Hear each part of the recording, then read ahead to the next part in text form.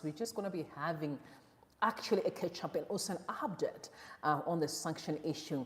And we need to really pursue the issue of SADC, because people are saying SADC definitely betrayed President Emmerson Mnangagwa. These are some of the tweets that are going around. This is quite interesting.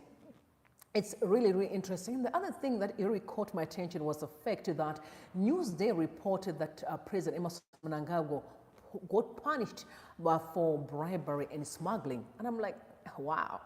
So this thing is really, really deep.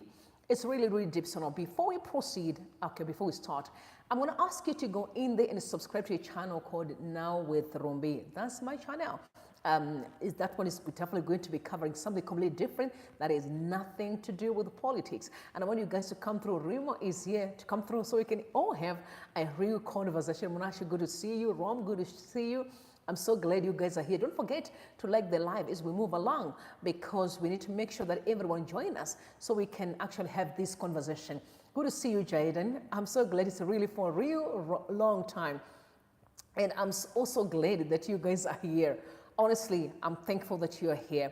Like always, I've always said that you guys can share your thoughts, but respectively. Now, if it's your first time, don't forget to subscribe to the channel and make sure that you ring the bell, so that every time I'm live, you'll be notified immediately. Immediately. Mildred, good to see you, man. Good to see you. Okay, now with Rumi, don't forget to subscribe to that channel. It's an incredible channel. Nothing much there, but I'm going to be dropping a lot of content. So come through as we're having this conversation. Zimbabwe is our country and we need to fix it. Can I ask you a question, honest question? Question of the day. Do we, all of us as Zimbabweans, have to blame ourselves for the fact that we believed in President Emmerson Mnangagwa? Because I'm shocked of what's going on right now on Twitter. Can we blame ourselves for the fact that we believed in President Emmerson Mnangagwa, that he could at least be able to pull us out from the mud and the mess that we were having with Robert Mugabe? Because people are saying we literally supported President Emmerson Mnangagwa. We chose him to be our leader, so we should never complain. I'm like, it's not about that. It's really about believing in one another. You know what I'm saying? And do you also think that SADC betrayed President Emmerson Mnangagwa, considering that some of the things that were involved on the report for sanctions literally was exactly the same report that came out of SADC? Do you remember that preliminary report? The same. You will see it as we get along, because there will be so many things that will show you why I am saying, do you think SADC betrayed President Emmerson Mnangagwa, as people are alleging that he may have been betrayed? Now, I want to remind you of the Gold Mafia, okay? The Gold Mafia. Because I personally think that the only reason why we may be in this position is that we know what happened with Gold Mafia. And do not forget, Gold Mafia wasn't even investigated by an African, media house. It wasn't. This was Al Jazeera that did that, investigation. So here we are. I want to remind you of some of the words that were spoken by Hubert Angel. Remember, he was the ambassador at large, and then immediately he got fired by President Emmerson Mnangagwa after he was saying a lot of nonsense. I could not expect an ambassador at large to be speaking the way that he was doing, but he did. So I wanted to remind you on that one as well, so that you guys can actually be able to hear what's going on right here. So I want to make sure that at least I switched on Hubert Angel. You need to always remember that he said a lot of nonsense, I would say. Really a lot of nonsense. A whole lot of nonsense. So please take a listen to Hubert Angel.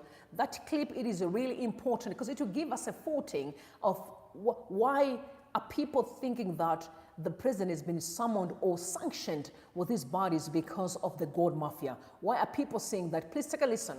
Meet one of Zimbabwe's most senior diplomats.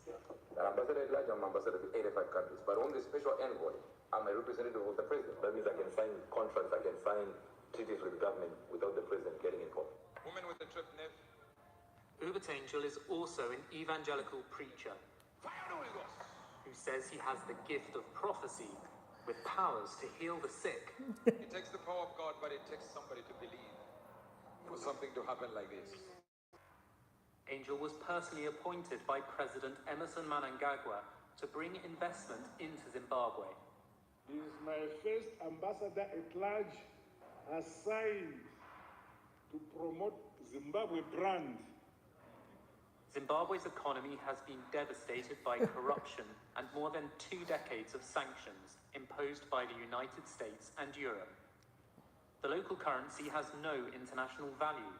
The country's biggest earner of US dollars is gold. You want a gold? Gold, we can do it right now. We can make the call right now, and it's done with the president of Miners Association right this minute. The president of Zimbabwe's Miners Federation is Henrietta Rushweya. They want to invest in gold and buy gold and maybe send a private jet, picks up gold every week. Oh, I'm so sorry. Let's do it, bro. $5 million can be cleaned every week. We get gold worth $5 million every week. We take it out, bring another $5 million. Yeah. All right, so I'm very sorry because I think this whole video is actually also very low. The volume is very low. I'm sorry about that. But you all have watched the Gold Mafia, and you remember what Hubert Angel was saying. He said that he was literally the ambassador flag. He also said that he could decide on behalf of the president. You remember? He assumed himself to be this powerful guy who could do anything on behalf of the country without no consequences. You also mentioned that he would do, like come to Zimbabwe with hard cash. As a diplomat, no one can search his bags. Do you remember that?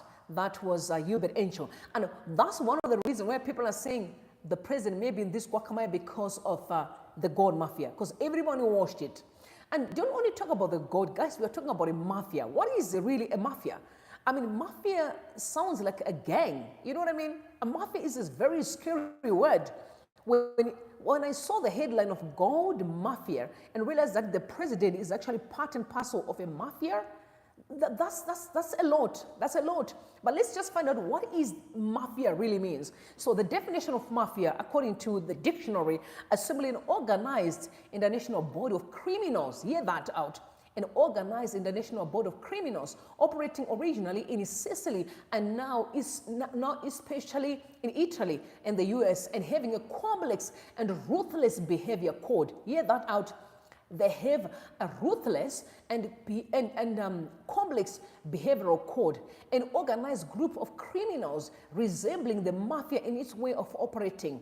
So mafia, wow, this is quite sad. So if it was a gold and a mafia, this talks about real hardcore criminals. And now we are referring that the criminals, and now they say the president is being charged. That is Newsday reporting this morning that is being charged of bribery and also smuggling. That's why I said Gold Mafia, of course, that's what most people saw. And you remember the president's name was dragged by Hubert Angel, saying that no, he was being sent and everything that he was doing, it was on behalf of President Emmerson Mnangagwa. You remember that? Now, there are people that are confusing these sanctions. I've seen it last night when people were commenting. So let me break this down for you, okay? So there were sanctions in Zimbabwe that were targeted for Zimbabwe as a country. Those sanctions has been swept off. Now there are sanctions targeting individuals. And we're going to talk more about that today. And also there's Zidera. Zidera is the 100% of Zidera has not been removed. That sanction is still there. But I want to tell you why this type of sanction is still stuck with the Zimbabweans. Now, Hopo Chiwenga was able to elaborate it on, for many people who didn't understand what that really means. And I'm going to read that for you. Because it said Zidera has not been removed. Zidera, which stands for Zimbabwe Democracy and Economic Recovery Act, was enacted by the United States in 2001 as part of its sanctions regime against the ZANU-PF regime. Removing Zidera requires legislative action by the US Congress to repeal it. It is an act, not an executive order. This means that Congress would need to pass a new law that removes Zidera. A bill would need to be introduced in Congress, go through the legislative process, and be signed into law by the president, which means the president of the United States of America. This process involves committee hearings, debates, and votes in both the House of Representatives and the Senate. What we removed today were just executive orders that don't need congressional hearings. So that was the Zidera. And Now, Matthew Miller, he said the U.S. is imposing sanctions on 14 individuals and entitled entities in Zimbabwe under Global Magnistsky while terminating our Zimbabwe focused sanctions program. This represents an opportunity for the government of Zimbabwe to undertake key democratic reforms. And we know there's always been an issue of reforms, electoral reforms. You know, we've been talking about electoral reforms. And I guess this is really an opportunity to the government to make sure that can be put in place. Because if the sanctions are swept off us, because we're also involved into the whole mess, now they only focus on individuals, which means the individuals had to take it upon themselves to say, how can we reform? Considering that they are leaders of the country. We are talking about the President Emmerson Mnangagwa, his wife is the First Lady, also his VP, which is his Vice President, not Kemba Mohadi, only Chiwenga has also been dragged and is also part and parcel of these sanctions. Now, let me explain what these sanctions are all about. These Magnitsky global sanctions, what are they all about? Why are they being imposed on these individuals? Because people don't know. Everyone just says sanctions, sanctions. There's no elaboration, but I'm going to elaborate to you what that really means. So the Magnitsky Global Sanctions Program owes much of its success to Bill Browder, the chief executive of Hermitage. He spearheaded an international effort aimed at holding accountable those responsible for Magnitsky's tragic demise. Browder writes about Magnitsky in his book Freezing Order. There are more than 650 people on the sanctions list from countries like Russia, Paraguay, Guatemala, Bulgaria, Haiti, and Ukraine.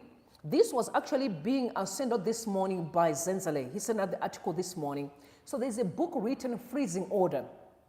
This book is full of many individuals who were sanctioned by the United States of America because of corruption. Because of corruption. And he went on to say yesterday the U.S. designated 3 entities and 11 individuals, including President Emmerson Mnangagwa and his deputy Chiwenga, under the Global Magnistsky Sanctions Program. Who was Magnitsky? Sergei Magnitsky was a 37-year-old tax lawyer and auditor who worked for the Moscow legal and audit firm Firestone Duncan. Magnitsky was hired to investigate a case of corruption.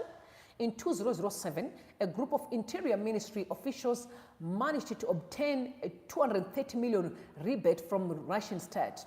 They had fraudulently taken over 3 companies belonging to the Hermitage Capital, an asset management firm. Most Hermitage staff fled abroad, but Magnitsky stayed in Moscow and figured out the scam.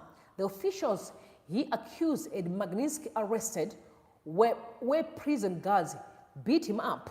He died in custody in 2009 after being refused medical treatment or family visits. Does that sound familiar to you?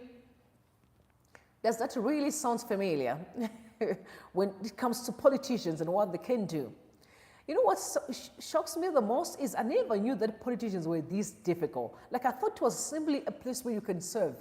But no, there are a lot of really mafias, real hardcore criminals who are actually making a mess. You know what I mean? Making a mess and ruining lives so that they can protect all their thugs and thuggery behavior. And also, I told you yesterday that Lieutenant Matinyari is going to come through. You know, Lieutenant Matinyari, and own this whole thing. He's going to say, it's me. You've seen me at the forefront talking about sanctions. I hope he's also going to get a Mercedes-Benz. Consider that people are just getting cars, which everyone is saying you will know what's really going on behind the cars. That is not what you think. It's bigger than what you think, and we are waiting to know what is it about these cars that people are just being given. Now, Lieutenant Matinyari, when he say we, the people behind the removal of these sanctions, he said U.S. executive order sanctions removed. That is Lieutenant Matinyari. Just 1 week ago, Advocate Simba Tando and Advocate Leslie Ramodi filed their papers to responses by South African banks and Joe Biden in the Gauteng court. In 2 weeks' time, the lawyers on both sides were scheduled to meet with the Gauteng division head, Judge Sutherland to set a date for the court hearing. Then today, 1 week later, the US president removed all executive order sanctions on Zimbabwe. We celebrate this amazing victory and acknowledge that it's not only our effort, but efforts of various players and other events that brought this victory. So I told you Return is going to own this whole thing. He's going to make it his own. Now he's even saying that because of him and Simba, you know Simba Chitando, the guy that's always representing Zimbabwe, especially on Zimbabwe, you know, that special permits. So he says both of them, they were literally fighting the US, and this is why these executive order sanctions were scrapped. I don't know how true that is, but this is what he is actually saying. And Ali said Mnangagwa blamed the lack of safe delivery on sanctions. Now that sanctions have been lifted, we expect Zimbabwe to thrive. No more excuses because the sanctions are only affecting him. Even though Nick Mangwana is still saying no, the sanctions are still affecting the president and some of his subordinates. For that reason, we don't need to expect any change in Zimbabwe. That's what he was saying last night. And he went on to say, your boss is corrupt, human rights violator. We are including his wife and his cabal on targeted sanctions, US government. Nick Mangwana, wow, my boss, engagement policy is working. What must happen now? Hashtag Nick Mangwana. Mnangagwa re-engagement foreign policy is working. Zimbabwean government spokesperson Nick Mangwana, no more excuses for failure. This is actually Ali speaking to Nick Mangwana. Now we're going to talk about the issue of the coup. Because Amos Chimaya made it clear today, because for those that are talking about fresh election, he said to President Emmerson Mnangagwa today, we assisted you when you came through fighting Mugabe. And today, we are going to do the same thing to remove you from that position. This is Amos Chibaya speaking to President Emmerson Mnangagwa. I want you to take a listen to Amos Chibaya. These are his words. These are his words. Take a listen, please.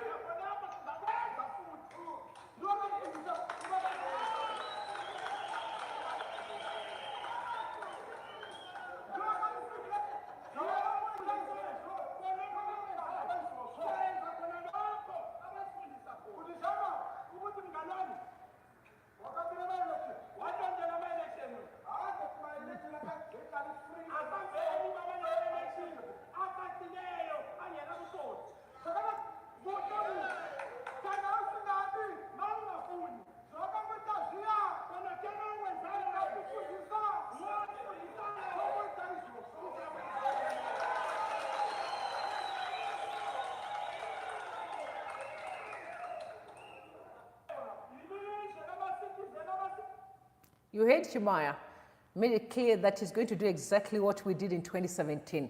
That is Chibaya speaking. We want free and fair election. If that fails, he said he's going to remove President Emmerson Mnangagwa the way that he removed Mugabe, through the coup. That's what he said. So I want to ask you a question. Do you really think that President Emmerson Mnangagwa was betrayed by SADC? Because people have been saying that today. This is literally Kenneth Wandera. They say that SADC took their report to the states. And this is one of the reasons why maybe this war report came out pinpointing how elections were done in the country. But you also remember that the AU reported the same, the EU reported the same thing. So how do people expect it to be different? And I'm very sorry people are complaining about the volume, assuming that because the speaker they did not connect the speaker. That's one of the reasons why the volume, I'm simply playing it from the original container. So the speaker is not connected. I'm very, very sorry about that. Now, do you think SADC betrayed President Emmerson Mnangagwa? This is what people are saying. Because SADC wants, he must be the chairperson of SADC. This one, there's a lot of dirty work, decades tries in the background that you don't really understand it. Don't forget, last week, Herald reported that people are preparing. You've seen a lot of work that has been done, especially road works in Zimbabwe, preparing for SADC. And here we are. We've got these sanctions imposed on the individuals, which include the President Emmerson Mnangagwa, like you've seen, his deputy, and also his wife, and other individuals that are involved. Now, the question we need to ask is, where do you think SADC stands? Because immediately after that article, we saw President HH, which is Hakainde Hichilema, literally tweeting that he was so grateful that, that the sanctions are off, the people of Zimbabwe. But he never mentioned that there were sanctions still holding on to the President Emmerson Mnangagwa, his wife, and other, and the VP Chiwenga. So do you think SADC's kind of betraying President Emmerson Mnangagwa? This is a question that people are asking. Do you think? Because Kenneth Wandera now sent out a message, said further, the US government says Zimbabwe President Emmerson Mnangagwa's re-election was marred with fraud. The deployment of groups who intimidated voters, I think that is they're referring to FAS, and the use of government-organized ferret teams that comprise intelligence, police, and military personnel likely involved in the abduction of up to 12 individuals associated with civil society organization opposition parties. Now, this is quite interesting. That's why I don't, I always say, Jonathan Moore has got a lot of things to say here. The ferret department that they're referring to, remember, there's a tweet that is still pinned on Jonathan Moyo's Twitter page, where he's even talking about the same ferret group that is haunting the people of Zimbabwe, or that is abusing the people of Zimbabwe, masquerading as the army. This was Jonathan Moyo who dropped that bombshell on Twitter. He said abductors report being pushed into vehicles, beaten and stripped naked, injected with unknown substance, threatened with retaliation, and later dumped on roadside outside of Harare. Statement reads, in part, security officials sanctioned that also Constantino Chiwenga, first vice president, under his leadership. Zimbabwe's security forces have engaged in the violent repression of political activists and civil society organizations. Opam Shinguri, who is the defense minister, OPA is also sanctioned. Under her leadership, Zimbabwe's military personnel have engaged in violent repression. Owen Ngube, Minister of the State Security, from 2018 to 2022, he ordered security services to identify, abduct, mistreat individuals assessed to be supporters of a Zimbabwean opposition group. Godwin Matanga, Commissioner General of the Zimbabwe Public Police. Oh, okay. Under his leadership, ZRP members have participated in ferret team activities. Stephen Matamba, Deputy Commissioner General of the ZRP since at least 2019. Under his leadership, ZRP members have engaged in the violent oppression of political opposition. Walter Tafumane, Deputy Director General of Zimbabwe's Central Intelligence Organization. He reportedly answers directly to Mnangagwa and led the campaign to disrupt the 2023 electoral processes through his leadership of ruling party affiliated groups. He is also alleged to have been personally involved in past kidnappings. And the clarity that is coming out of here, to me, is honestly, maybe I can now start agreeing with what people think, that Mnangagwa is very upset. These are simply speculations. Mnangagwa is very upset, and he's got his allies in the United States of America. Don't forget, he is literally a United States of America fan. So because he's very upset, I'm sure, and I'm just saying, these are speculations that are going down right now on Twitter. People are saying maybe Chiwenga went in and dropped the bombshell. You can see it's in detail, like literally in detail. And you ask yourself, how did the Americans know that information? Except if someone gave them all the details. This is quite sad. Then Ishmael said, I feel like SADC has betrayed ED and company. They call for removal of sanctions during the day, but change during the night. No one trusts ZANU-PF, even their own people. Zimbabwe is not isolated because of a corrupt and heartless leaders. Uchwanzo Aboti Chamisa saw. They're going to blame Nelson Chamisa. That's what he was literally saying. We all know there's always going to be that issue. people playing the blame game. It's Chamisa who's always going to be the problem. That's why this afternoon I'm going to be dealing with an article, Why Blame Chamisa? You know, everything that is wrong, it's always been Chamisa. When people fight at a funeral, it's Chamisa, but we forget that immediately after more blessing was found, people were literally disrupted the funeral, and those that did it were ZANU-PF, supporters. And you remember that time when there was a dark cloud that moved around Miami and people were dying? Do you remember that? Everyone is forgotten. And now we are here 2 years later at his burial. There's another drama going on there, and people asking question, who is really behind all these shenanigans? Who? Of course, we know who will always be the players of such kind of game that cause chaos all the time. Now let's hear President Emmerson Mnangagwa speaking about SADC and the economy, because it's very interesting. I'm now beginning to understand why Kasukure said it's going to be very difficult for President Emmerson Mnangagwa to actually be able to sit in the chair of SADC, considering the backdrop of this illegitimacy. You remember that article that we pursued last time? That was actually, and the statement that was spoken by Kasukure on Twitter, on X, sorry, that it's going to be very difficult for President Emmerson Mnangagwa to actually be able to lead Zimbabwe. You know, the chair is got thorns. You remember when there was that chair that was circulating, Yangaine means what? You remember that? We have seen a lot of shenanigans since the time we had the declaration of so-called results of election from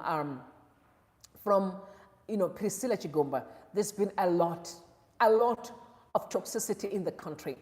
And it is definitely very, very sad. Now let's hear President Emmerson Mnangagwa speaking about the economy in Africa. Take a listen, please. The nations against this common adversary of our time. Esteemed delegates, as African countries, we have the weighty responsibility to boldly and decisively tackle the challenges faced by our respective economies. We must look from within and among ourselves for solutions. We cannot afford to bury our heads in sand. I therefore challenge you to pursue robust and innovative measures to unlock maximum benefits from our natural resources, which essentially starts with the sharing of ideas through deeper collaborations among ourselves.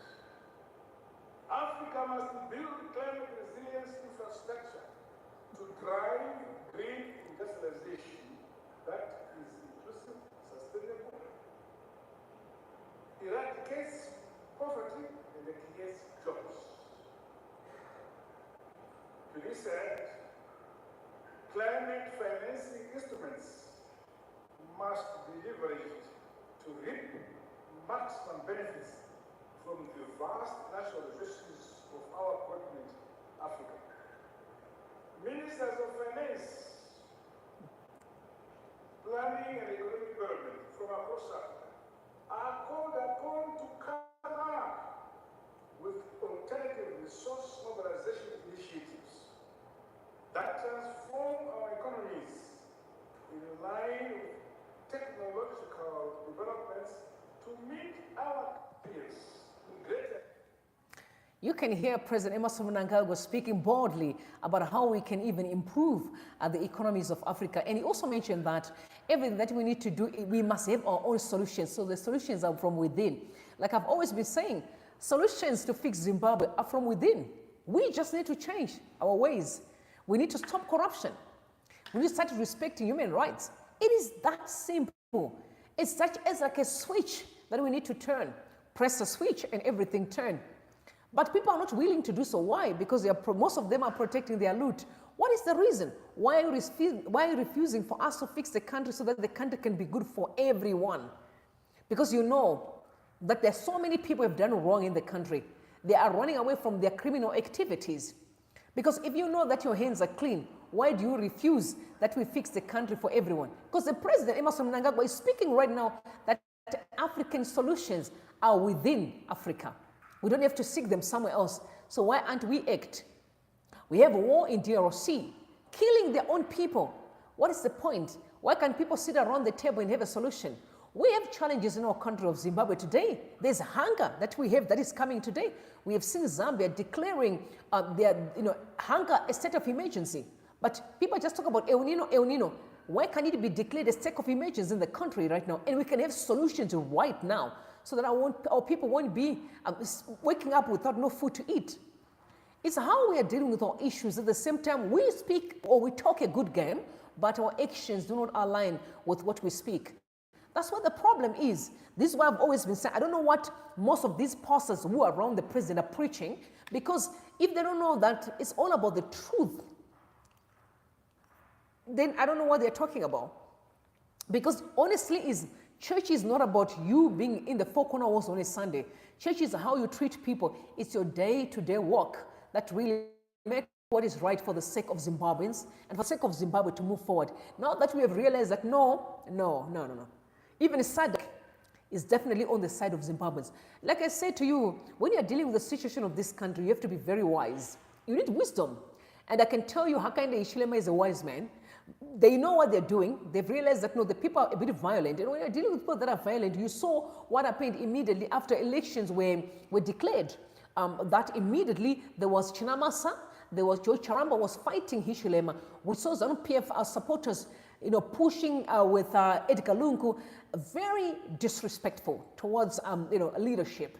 But because there are people who says you can't touch us, we are bigger than life, and which is wrong, because solutions for Zimbabwe are within Zimbabwe, and we as Zimbabweans around the table, we can have the solutions and we can fix the country. There is no reason whatsoever we have to outsource support. I guess this is one of the reasons why people are saying we are simply tired, and SADC is standing up. I'm sure they sent those reports to America. AU did the same. I'm sure EU did the same. Where did they get all this information in detail? There's also allegations of saying Mr. Muchangwa is upset, because he's an ally of American investors. He may have, who knows what, no one knows. We're watching and we're following all the developments. There was also, I saw an article that were alleging that Monica Muchangwa may be fired. That was Gambako saying so, but I cannot talk about things that I don't have proof or that I don't have evidence for. I'm waiting to see if that is what's going to happen or take down in the country. We are waiting patiently. And I wanted us to just go through the update of what are these sanctions all about so that everyone can be in the same page. So we know where we're going to move out to from here. This afternoon, we're going to talk about why people are blaming Chamisa. Why blaming Chamisa for all the wrongs that are going down, which include what happened at the funeral, even though Chamisa wasn't there. Chamisa never sent any person to the funeral. I'm sure that us as Zimbabwean people, we are too mature. If I go to a funeral, I know how I should behave. Why all of a sudden, we are starting to see this kind of stupid actions that our people are doing. Again, we know that there are dirty hands of politicians all around it. And we need to bring all those people to book. They definitely have to be known, exposed, and this should never happen again, not in Zimbabwe. That's all I have for you this afternoon. And I just hope that you've subscribed to the channel, and make sure that you also subscribe to another channel now with Rumi. Please run there and be of a sitter, skip and subscribe. I'm going to be dropping content quite a lot soon. So please subscribe to the channel. Let's push at the algorithm. Don't forget to like the live before you leave. All of y'all, there are more than 100 people here, and I only need 100 likes for them to push algorithm so that I can see you later on. Thank you guys so much for coming through. I appreciate you so much, and bye for now.